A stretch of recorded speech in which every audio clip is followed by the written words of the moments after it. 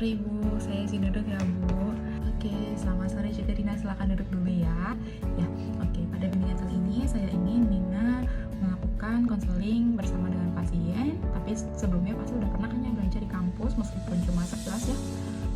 Secara teori sudah belajar di kampus, tapi sekarang kita akan melakukan sedikit praktik dan tentunya akan didampingi ya sama saya. Tapi sebelum melakukan konseling, kita akan melakukan sedikit analisis terhadap pasien ini. Jadi pasien ini adalah pasien laki-laki dengan usia 55 tahun dengan riwayat hipertensi, dengan tekanan darah yang masih tinggi, yang terakhir ceknya itu 200/65 mmHg. Nah, menurut dia apa sih fokus kita pada hari ini, pada pasien ini ya? Sepertinya tekanan darah pasien tinggi karena beliau tidak patuh minum obat ya Bu. Oke, alasannya memang sudah tepat ya.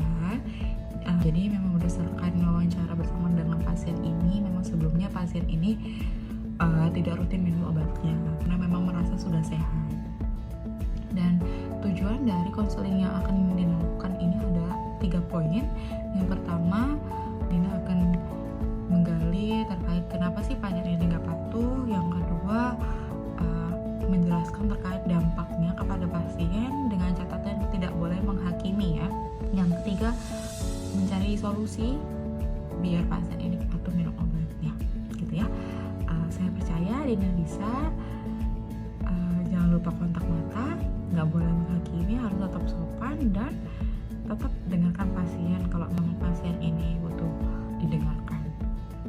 Dan juga paling pentingnya adalah gunakan bahasa yang mudah dipahami. Jangan gunakan bahasa medis ya. Selamat sore Pak Rudi, silakan duduk dulu ya Pak. Ya, gimana Pak kabarnya hari ini? Alhamdulillah saya sehat Mbak, semoga Mbaknya sehat ya. Alhamdulillah sehat selalu ya Pak, semoga tetap diberikan kesehatan. Nah, hari ini saya konselingnya membawa mahasiswa saya. Kira-kira Bapak berkenan atau tidak ya kalau berbincangnya nanti sama mahasiswa saya yang didampingi sama saya? Iya Mbak, boleh Mbak. Oke. Ya, terima kasih ya Pak. Boleh lanjut dimulai aja Dina.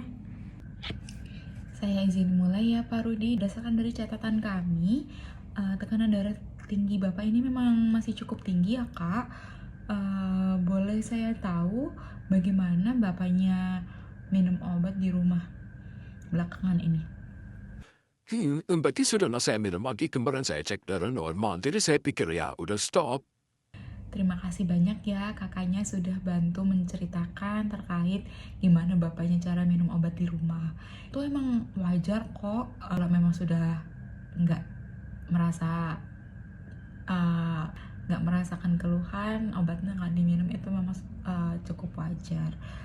Tapi kalau boleh tahu nih, bapaknya tahu dari mana kalau memang tekanan darahnya ini sudah normal? Jadi kemarin Mbak kontrol tuh saya udah normal tekanan darahnya, jadi saya kira ya udah nggak butuh lagi.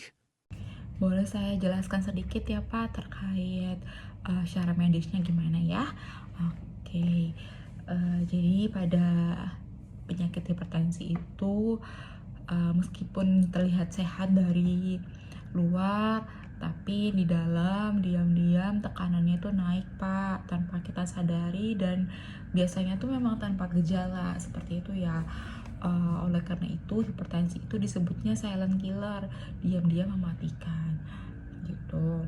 Dan untuk obat hipertensi yang dikonsumsi sama Bapak itu bukan untuk menyembuhkan secara instan, tapi untuk menjaga tekanan darah tinggi Bapak itu tetap normal seperti itu, dan biar tetap normal, stabil sepanjang hidup Bapak seperti itu.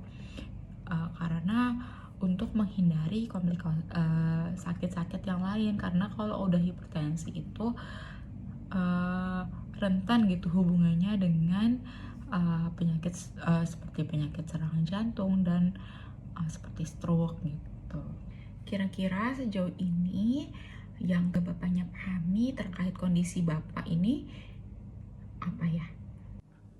Saya baru tahu Simba, berarti walaupun saya udah sehat rasanya, tapi tensinya tetap bisa tinggi ya.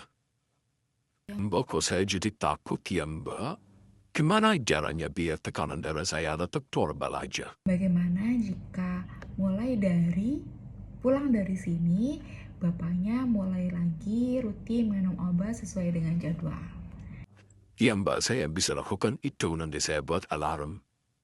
Dan satu lagi, bagaimana nanti pas kontrol kita pantau kondisi Bapak, dan jika kalau memang tekanan darah Bapak memang sudah stabil, nanti dokter akan bantu menyesuaikan dosisnya. Gimana? Baiklah, akan saya ikuti. Terima kasih ya Mbak. Gimana Dina, perasaan kamu tadi pas konseling tadi? Apakah deg-degan? Nah, akhirnya bisa kan ya? Oke, nah jadi memang kamu sudah baik tadi pas konselingnya, teruskan. Dan konseling ke pasien itu kunci dari pelayanan kesehatan, jadi khususnya pelayanan kefarmasian ya. Jadi memang ya harus tetap sopan, nggak boleh justifikasi, harus dengan empati juga ya.